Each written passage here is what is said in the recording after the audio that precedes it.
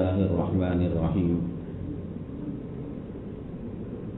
الحمد لله وحده والصلاة والسلام على من لا نبي بعده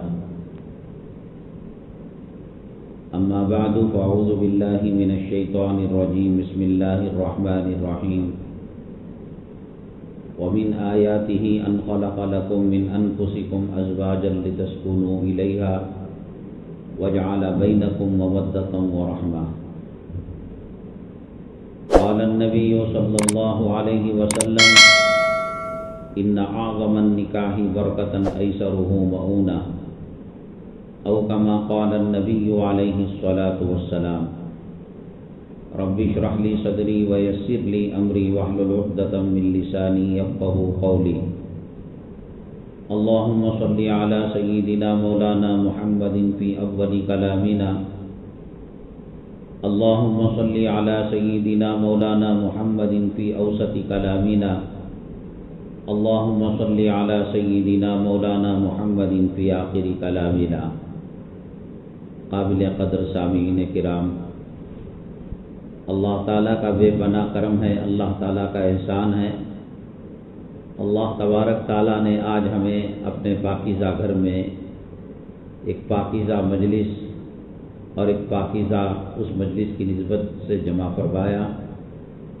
اللہ تعالیٰ ہمارے جمع ہونے کو، کہنے کو، سننے کو قبول فرمائے، دونوں جہاں میں کامیابی کا ذریعہ اور سبب بنائے۔ معزز سامعین کرام، مسلمانوں نے اپنی زندگی کے اعمال کو دو حصوں میں بانٹ رکھا ہے۔ کہتے ہیں یہ دنیا کا کام ہے اور یہ آخرت کا کام ہے، یہ دین کا کام ہے۔ اب کپڑے سلانے کا مسئلہ ہے، گھر تعمیر کرنے کا مسئلہ ہے، گاڑی لینے کا مسئلہ ہے، گاڑی چلانے کا مسئلہ، کون آ کر مفتی صاحب کو پوچھتا ہے؟ رمضان المبارک میں مفتی صاحب الٹی ہو گئی، روزے کے اندر غسل ٹوٹ گیا، روزے کے اندر یہ ہو گیا، اس کو عبادت سمجھتے ہیں تو مولانا صاحب سے آ کر پوچھتے ہیں، سمجھتے ہیں کہ یہ اللہ کو راضی کرنے والا کام ہے۔ میری نماز میں ایسا ہو گیا، نماز میں دل نہیں لگتا اور اکثر بھول جاتا ہوں، اکثر دنیا کے خیالات آتے ہیں۔ یہاں جتنے قرب و جوار میں علماء ہیں، مدارس ہیں، دارالافتاء ہیں، مفتیان کرام ہیں، آپ ان سے پوچھئے گا کہ کوئی جا کر یہ پوچھتا ہے کہ نکاح کیسے کرنا چاہیے۔ یہ جو تقسیم ہے دین کی اور دنیا کی، یہ ہمارے لوگوں کی بنائی ہوئی ہے۔ شریعت کے اندر کوئی چیز ایسی نہیں ہے۔ ماں کے پیٹ سے لے کر قبر کے گڑھے تک کوئی کام شریعت سے ہٹ کر کرنے کا سوال ہی پیدا نہیں ہوتا۔ آپ بیت الخلا جائیں گے، کون سا پیر رکھیں گے، نکلیں گے کون سا پیر رکھیں گے، دعا کب پڑھیں گے، کب نہیں پڑھنا چاہیے۔ شریعت مطہرہ نے زندگی کے حصوں میں، زندگی کے شعبوں میں کوئی شعبہ ایسا نہیں رکھا جہاں ہماری وہ رہبری نہ کرتی ہو شریعت۔ اسی لیے کفار مکہ جب شروع میں اسلام کے احکامات آ رہے تھے اور مدینہ طیبہ کے اسلام مسلمان دشمن منافقین کہتے یہ نبی کو کیا ہو گیا، یہ کھانے کا طریقہ بتاتا ہے، بیت الخلا جانے کا طریقہ بتاتا ہے، یہ بیوی کے قریب ہونے کا طریقہ بتاتا ہے۔ شریعت سے ایک لمحے کے لیے مسلمان آزاد نہیں ہے۔ اسی وجہ سے آج جو شکلیں ہم دیکھ رہے ہیں، مسجد کو آدمی آتا ہے تو پینچا اوپر چڑھا لیتا ہے، سمجھتے ہیں کہ مسجد میں دین ہے، مسجد میں اللہ ہے، خدا ہے، اور مسجد سے نکلے تو پینچے کو جھٹک لیے۔ اللہ کے حبیب پاک سرور کونین آقا دو عالم جناب محمد الرسول اللہ صلی اللہ علیہ وسلم نے فرمایا قیامت کے دن اللہ تبارک تعالی رحمت کی نگاہ سے نہیں دیکھے گا اس کو۔ اللہ اس آدمی سے نظریں پھیر لے جو دنیا میں پائنچا اپنا ٹکنے سے نیچے جو ہے پینٹ لٹکاتا ہے، لنگی لٹکاتا ہے، مرد بانا۔ تو آج اس سلسلے میں بھی آپ دیکھیے مساجد کے اندر کیا ہو رہا ہے، وہ پلاسٹک کے ٹوکرے رکھے ہوئے ہیں، ہزاروں روپے کا قیمتی کوٹ اور پتلون پہنا ہوا ہے اور سر میں ڈالنے کے لیے بھیک کا پلاسٹک کا کٹورا یوز کر رہا ہے۔ نہ ہماری تہذیب کا خیال ہے، نہ کلچر کا خیال ہے۔ خامخواہ آج مسلمان گالی دے رہا ہے، بھئی حکومت ایسی ہے، RSS والے ایسے ہیں، فلاں پارٹی ایسی ہے۔ کس نے مسلمانوں کو کہا کہ وہ ٹوپی کے کلچر کو نکالیں؟ کس نے آپ کو SMS کیا کہ صاحب آپ داڑھیوں کو مڈائیں اور پیشاب کی نالی کے اندر ڈالیں؟ کس نے آپ کو کہا، منع کیا کہ نماز نہ پڑھیں، تہجد نہ پڑھیں، وضو نہ کریں؟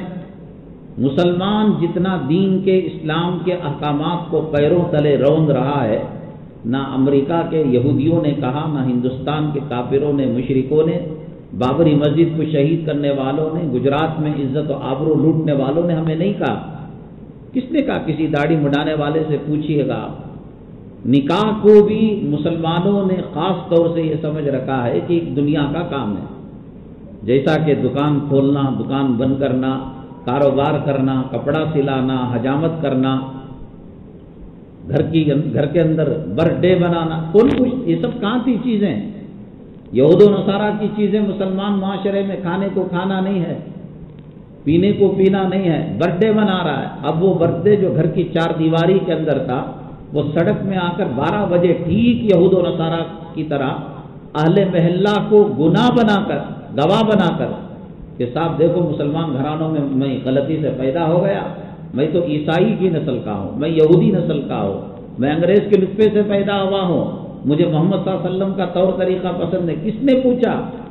اپنے امام صاحب سے پوچھا کہ برتھ ڈے بنانا کیسا ہے، کیک کاٹنا کیسا ہے، یہ کپڑا پہننا کیسا ہے؟ مرد دوپٹہ ڈالتا ہے شادی کے اندر، اب نیا ایک جوڑا آیا ہے نوشوں کا، جس کے اندر ایک شیروانی کی طرح کپڑا ہوتا ہے، دوپٹہ ڈالتا ہے، اوڑھنی ڈالتا ہے۔ مرد کے جسم میں اوڑھنی اور دوپٹہ، اور عورت کا سینہ کھلا ہوا۔ اللہ کے حبیب پاک سرور کونین جناب محمد رسول اللہ صلی اللہ علیہ وسلم نے فرمایا، میری امت کی کچھ خواتین ایسی ہوں گی کہ کپڑا پہنی ہوئی ہوں گی اور حقیقت میں لنگی ہوں گی، اور جنت میں جانا تو دور کی بات، جنت کی مہک اور جنت کی خوشبو بھی اللہ تعالیٰ ان کو نصیب نہیں کرے گا۔ اگر اس کا مرد پوچھا رہتا عالم صاحب کو کہ ایسا کپڑا کیا میں پہنا سکتا ہوں، بغل کٹ ہے، کمر کے اندر کٹا ہوا ہے، کمر نظر آ رہی ہے، سینہ، مرد بانے کو کل جوڑا دے دیا، دوپٹہ دے دیا، اوڑھنی دے دیا، اس کو لڑکی بنا دیا، اور عورت شادی خانے کے اندر، مردوں کی محفل کے اندر میک اپ کیے ہوئے، پھول لگائے ہوئے، خوشبو کا استعمال کیے ہوئے۔ اللہ کے حبیب پاک صلی اللہ علیہ وسلم نے فرمایا، جو عورت خوشبو لگا کر مردوں کے مجمع میں آئے وہ زانیہ اور بدکار عورت ہے، اچھی عورت کا یہ شیوا نہیں ہے۔ پہلے مدارس کی کمی تھی، علماء کی کمی تھی، مفتیان کرام کی کمی تھی۔ شعبان میں شب برات کے بعد مساجد والے پریشان ہوتے، شمال کی طرف نگاہ اٹھا اٹھا کر دیکھتے، دلی کی طرف، UP کی طرف، بہار بنگال کی طرف حافظ صاحب ہونا چاہیے، تقریر کرنے والا چاہیے۔ گلی گلی کے اندر اللہ تبارک تعالیٰ نے نبی کے نائبین کو رکھا۔ ہم سمجھنے کے لیے تیار نہیں ہیں۔ حالات اس وقت پورے دنیا میں بالخصوص ہندوستان کے اندر جو چل رہے ہیں، ایک تو کرونا کا جو عذاب مسلط ہے۔ حضرت حسن بصری رحمۃ اللہ علیہ جنازے میں جا رہے تھے، کسی نے کہا کہ حضرت نصیحت کیجئے۔ حضرت نے کہا تیری آنکھیں مون گئی ہیں، پترا گئی ہیں، تجھے نظر نہیں آتا یہ جنازے سے بڑھ کر کوئی عبرت ہو سکتی ہے؟ تقریروں سو تقریر ایک طرف ہو، ایک آدمی موتا کو دیکھے، میت کو دیکھے، بیوی کا جنازہ خامن کو دیکھنا نصیب نہیں، خامن کا جنازہ بیوی کو دیکھنا نصیب نہیں، اولاد کا جنازہ ماں باپ کو دیکھ، JCB سے کھڈا کھودا جا رہا ہے اور کئی فٹ گہرا کھڈا، اور کوئی سڑی گلی چیز کی طرح پٹک کر اس لاش کو اندر ڈالا جا رہا ہے اور اوپر مٹی ڈالی جا رہی ہے۔ بڑے بڑے بنگلوں سے نکلنے والے جنازوں کے ساتھ بھی یہ سلوک، جھوپڑ پٹی سے نکلنے والے جنازے کے ساتھ بھی یہی سلوک، امیر جنازے کے ساتھ بھی یہی سلوک، غریب جنازے والے کے ساتھ بھی یہی سلوک، تو کیا وہ موت ہمیں نہیں آ سکتی؟ کیا ہم اس کھڈے میں جانے سے بچ جائیں گے؟ کون سی چیز ہے جو بچانے والی؟ کتنی محنتوں سے عالی شان بلڈنگ بنایا، حمام کے اندر ماربل لگایا، ٹوائلٹ کے اندر قیمتی نل لگایا، پتھر لگایا، جنازہ نکل رہا ہے اور لوگ کہہ رہے ہیں کہ صاحب کرونا کی وجہ سے ناک سے خون بہ رہا ہے، منہ سے خون بہ رہا ہے، پیشاب پاخانے کی جگہ سے گندگی نکل رہی ہے۔ جس بیوی کو یہ کہتا تھا یہ میری ڈارلنگ ہے، میری محبوبہ ہے، اور میں نے لو میرج کیا ہے، وہ کہہ رہی کہ جلدی نکالو اس کو، ورنہ جو ہے فرج گندا ہو جائے گا، گھر کے اندر بدبو آ جائے گی۔ ظہر کو اٹھانے والے 11 بجے اٹھاؤ، 11 بجے اٹھانے والے 7 بجے اٹھاؤ، کیا قبر میں جا کر عبرت پکڑیں گے؟ جو شادیاں لاک ڈاؤن کے اندر ہو رہی ہیں، آپ اس کے اندر بھی خرافات سے بچے ہوئے نہیں ہیں۔ جتنی گنجائش ہے اتنی بے پردگی، اتنی ویڈیو گرافی، شریعت کا عمل سمجھنے کے لیے تیار نہیں ہے۔ کائنات کے اندر اللہ کی زمین اور آسمان کے اندر سب سے پہلی جو عبادت منعقد ہوئی وہ نکاح ہی ہے۔ جنت کے اندر حضرت آدم علیہ السلام کو طبیعت نہیں لگ رہی تھی، حضرت حوا علیہ السلام سے نکاح ہوا۔ یہ نہیں کہا کہ اللہ تعالیٰ نے کہا اس کو ہاتھ میں اٹھا لو، جاؤ استعمال کر لو، نکاح ہوا، مہر اس کے اندر دیا گیا۔ نہ نماز تھی، نہ روزہ تھا، نہ صدقہ تھا، نہ خیرات تھا، نہ حج تھا، نہ عمرہ تھا، نہ تلاوت تھی، نہ کسی قسم کا مدرسہ تھا، نہ کوئی خانقاہ تھی، نہ الا اللہ کی ضربیں تھی۔ سب سے پہلا عمل جو اللہ تبارک تعالیٰ کی مخلوق میں انسانوں میں آیا وہ نکاح کا۔ ہم سمجھنے کے لیے تیار نہیں۔ فوٹو گرافر، ویڈیو پکڑنے والا چپلوں کے پاس آ کر کھڑا رہتا، آپ نے دیکھا ہوگا مسجد میں۔ اگر حلال ہے وہاں تو یہاں کیوں نہیں آ رہا ہے؟ اسے خود سمجھ میں آ رہا ہے لڑکی والوں کو، لڑکے والوں کو یہ کیا جانے والا عمل ناپاک ہے، اور یہ گندے عمل کو اللہ کے گھر میں نہیں لا سکتے۔ اس کے بغیر ادنا درجے میں موبائل سے، کیمرے سے، اسی لیے مولانا صاحب مدظ اللہ العالی جو جماعت کے امیر ہیں انہوں نے کہا کیمرہ حضرت کا ایک نظریہ ہے، دوسرے علماء مانے نہ مانے، اس کا استعمال حرام ہے۔ ہر چھوٹی بڑی چیز کو نوشوں سے مصافحہ کرے، نوشو عارض کے پاس گیا اور فلاں جو ہے کھانا کھانے کے لیے بیٹھا، پکڑو پکڑو پکڑو۔ کیمرے کی تصویر کی جو حرمت تھی اور تصویر کی جو ناپاکی تھی، نجاست تھی، وہ مسلمانوں کے دلوں سے نکل چکی ہے۔ اللہ کے حبیب پاک سرور کونین جناب محمد رسول اللہ صلی اللہ علیہ وسلم نے فرمایا کفر و شرک کے بعد بدترین گناہ ویڈیو پکڑنا ہے، تصویر بنانا ہے۔ آپ دل میں سوچتے ہوں گے کہ طارق جمیل صاحب، طارق مسعود صاحب، الیاس گمن صاحب، فلاں صاحب، فلاں، دیکھو جو حرام ہے حرام ہے۔ اب وہ کیا کر رہے ہیں، کیا نہیں کر رہے ہیں، ان کا عمل ان کے ساتھ ہے۔ قیامت میں ہماری قبر سے وہ نہیں اٹھیں گے، ان کی قبر سے۔ کل تک تو یہی لوگ یہ کہتے تھے کہ یہ حرام ہے، یہ ناجائز ہے۔ قیامت کے دن جنت میں نہیں جا سکتا آدمی جب تک کہ ان تصویروں کے اندر روح ڈالے، جان ڈالے۔ ہے کسی مائی کے لال کی ہمت ایک مری ہوئی چیونٹی کو زندہ کر دے، ایک مچھر کو، ایک مکھی کو زندہ کر دے؟ نہیں کر سکتا وہ۔ تمام اعمال بیکار ہو جائیں گے۔ اللہ تبارک تعالیٰ کی صفاتی ناموں میں ایک نام ہے مصور، تصویر بنانے والا اللہ۔ آج مسلمان ویڈیو پکڑ کر، موبائل سے فوٹو پکڑ کر یہ کہہ رہا ہے اللہ تو مصور نہیں میں ہوں۔ اللہ تعالیٰ کی صفت مصوری سے ٹکر لے رہا ہے، مقابلہ کر رہا ہے۔ جتنے خرافات شادی کی محفل میں ہوتے ہیں اتنے خرافات کسی اور محفل میں نہیں ہوتے، اس لیے کہ وہ دین کا کام سمجھنے کے لیے تیار نہیں۔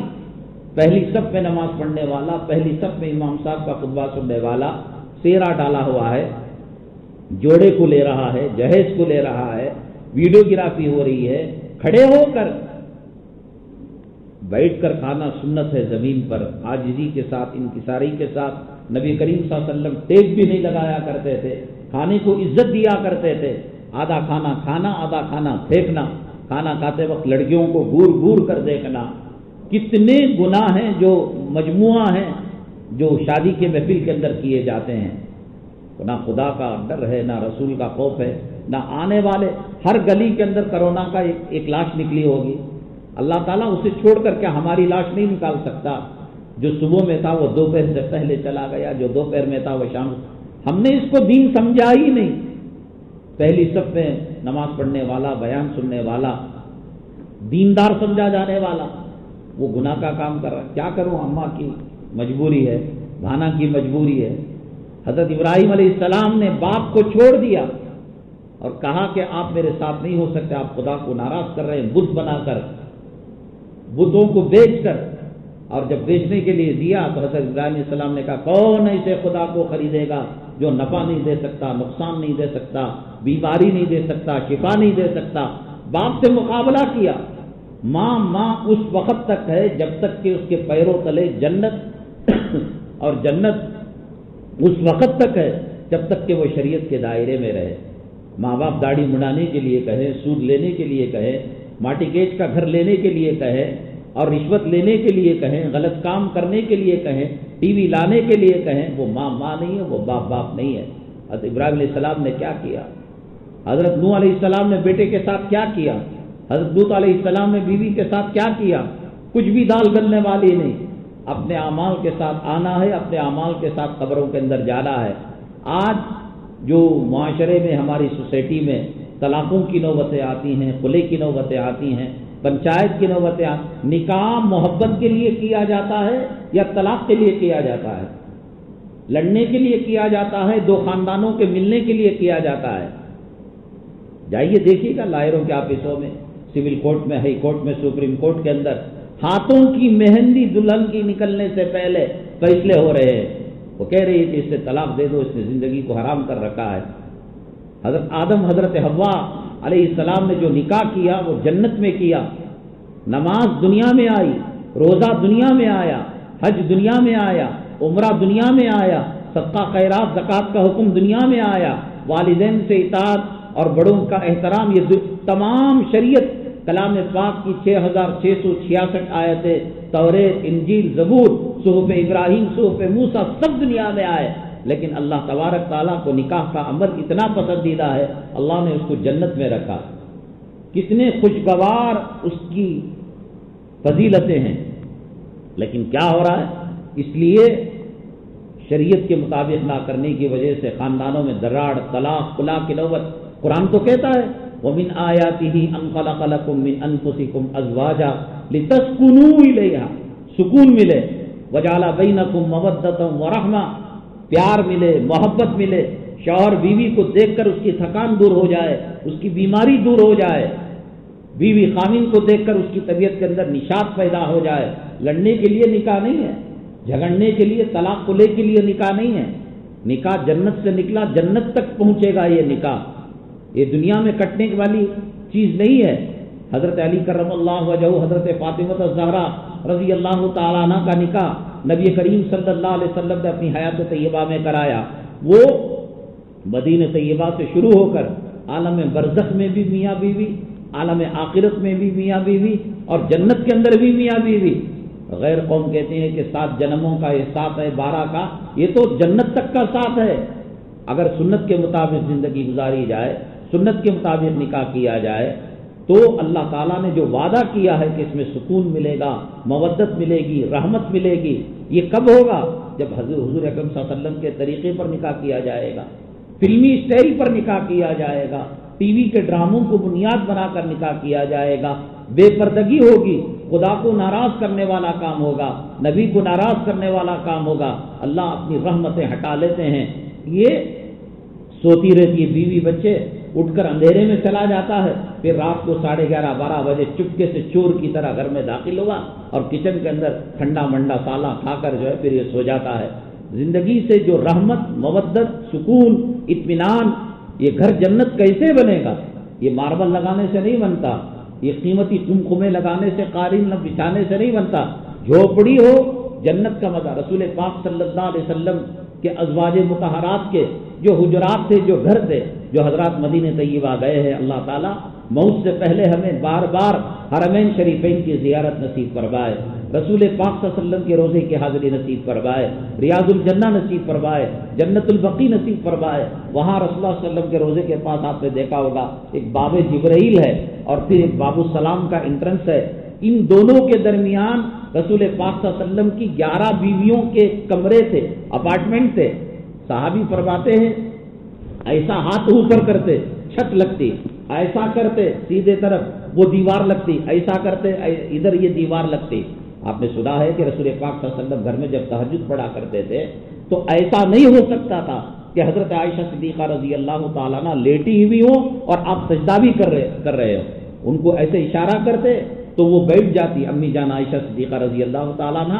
نبی کریم تو لیٹی ہوئی خاتون بھی ہو اور پھر نماز بھی ہو، لیکن وہ گھر جنت کے گھروندے تھے، جنت کے مناظر تھے. جنت کا سکون تھا، جھوپڑی تھی، سو نہیں سکتے تھے صحیح طریقے سے، اتنے تنگ تھے کمرے. باب جبرائیل اور باب السلام کا ایگزٹ جو ہے جہاں سلام پڑھ کر ہم لوگ نکلتے ہیں، سارے حجرے 11 بیویوں کے، اس میں حضرت فاطمہ رضی اللہ تعالیٰ عنہ کا بھی گھر تھا اس کے اندر. تو لیکن اللہ کی رحمتیں، اللہ کی برکتیں، کائنات نے زمین نے ایسا گھر خوشگوار نہ پہلے دیکھا تھا نہ قیامت تک دیکھ پائیں گے. خیرکم خیرکم لاہلی وانا خیرکم لاہلی. آقا دو عالم صلی اللہ علیہ وسلم فرماتے ہیں جتنے دلہا دلہن اب تک گزر چکے، قیامت تک آنے والے ہیں، ان میں سب سے بہترین گھرانہ، خوشگوار گھرانہ میرا گھرانہ ہے. کیا تھا وہاں؟ کون سا ماربل لگا تھا؟ کون سی مولڈنگ اے سی لگا ہوا تھا؟ کون سا قالین لگا ہوا تھا؟ امی جان حضرت عائشہ صدیقہ رضی اللہ تعالیٰ عنہ فرماتے ہیں لنا شمس وللآفاق شمس وشمسی تطلع بعد العشاء. اے لوگو، تمہارے افق پر، تمہارے آسمان پر سورج دن میں آتا ہے، میرے آقا جب مسکراتے ہوئے گھر کے اندر آتے ہیں تو ہر چیز چمک جاتی ہے، اور وہ سورج میرا عشاء کے بعد آتا ہے. میں دن بھر سوئی کے اندر تاغا ڈالنے کی کوشش کرتی اور میں ہار جاتی، مجھے نظر نہیں آتا سوراخ. میرے آقا جب تشریف لاتے ہیں تو آپ کی روشنی سے وہ سوراخ بھی نظر آ جاتا ہے. یہ گھر کب بنیں گے؟ جب رسول پاک صلی اللہ علیہ وسلم کے. اور وہ کیا طریقہ ہے نکاح کا؟ لوگ سمجھتے 2000 آدمیوں کو دعوت دینا، کھانے میں 17 قسم کے کھانے رکھنا، اس سے جو ہے شادی برکت والی نہیں ہوتی. رسول پاک صلی اللہ علیہ وسلم نے فرمایا ان اعظم النکاح برکہ ایسرہ مؤونہ. جتنا کم خرچ کے اندر نکاح کیا جائے گا، اللہ تعالیٰ کی طرف سے رحمت برکتیں. کرونا اور چیز لایا ہو نہ لایا ہو، لیکن کم سے کم مسلمانوں کو سنت کے مطابق نکاح کرنے پر مجبور کیا ہے. انسان اختیار رکھ کر اگر سنت کے مطابق نکاح کرے گا، اس کی زندگی میں خیر و برکت ہوگی. وہ جو نکاح پہلے جنت میں ہوا تھا، اس کے اثرات، اس کی روحانیت اور اس کی رحمتیں برکتوں سے مالا مال ہوگا. اور اگر فلمی اسٹائل پر کرے گا، آدمی نمک ڈالے پانی کے اندر اور یہ خیال کرے کہ مجھے میٹھا پانی ملے، آدمی شکر ڈالے اور یہ خیال کرے کہ صاحب مجھے نمکین پانی ملے، کیسے ہو سکتا ہے؟ آپ نے شادی کے اندر حدیث کو ڈالا ہے، قرآن کو ڈالا ہے، رسول اللہ صلی اللہ علیہ وسلم صحابہ کے طریقوں کو ڈالا ہے، تو پھل بھی ایسا ہی نکلے گا. آپ نے فلمی کیریئر کو ڈالا ہے، ٹی وی کے ڈرامے کو ڈالا ہے، تو پھر انٹرول کے بعد طلاق کی نوبت آئے گی، خلا کی نوبت آئے گی. تباہ کرنا، برباد کرنا، آباد کرنا ہمارے ہاتھ میں ہے. اللہ تبارک تعالیٰ میاں بیوی میں الفتیں محبتیں پیدا فرمائے، دونوں خانوں میں جوڑ نصیب فرمائے. امت کے اندر شادی کے تعلق سے جو خرافات ہیں، بدماشیاں ہیں، اللہ اس سے حفاظت فرمائے اور ہمیں بھی ایسی محفلوں میں جانے سے حفاظت فرمائے. حاضرین محفل نکاح خانے کی اجازت مرحمت فرمائے. اے وکیل گواہ سب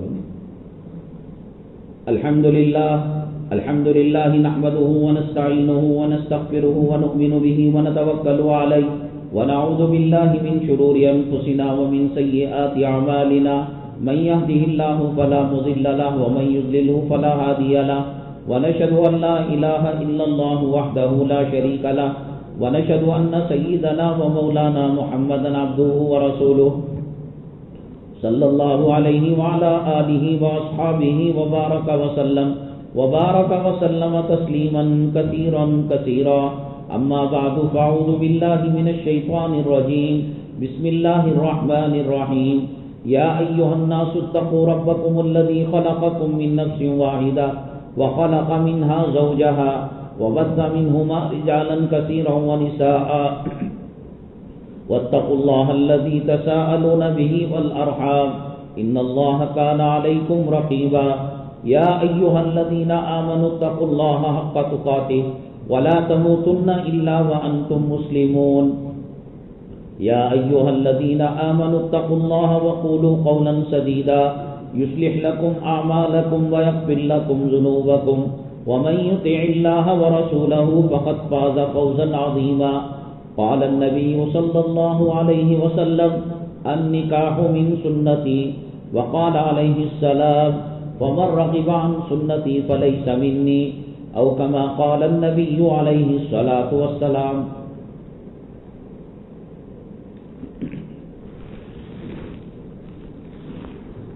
جناب شاہ رخ خان صاحب، میں نے آپ کا نکاح اللہ جل جلالہ کے حکم کے مطابق نبی کریم صلی اللہ علیہ وسلم کے سنت کے موافق جناب جبار پاشا صاحب کی صاحبزادی مہر تاج سلمہ سے علیم شریف عمران خان صاحبان کی گواہیوں میں اور عبداللہ بن سالار صاحب ان کی گواہی دوم میں 10 گرام سونا بشکل زیور مہر معجل کے عوض میں نے آپ کا نکاح کیا، کیا آپ نے قبول کیا؟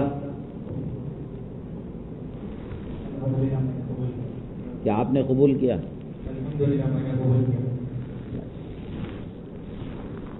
بارک اللہ لکما بارک اللہ علیکما وجمع بینکما فی خیر.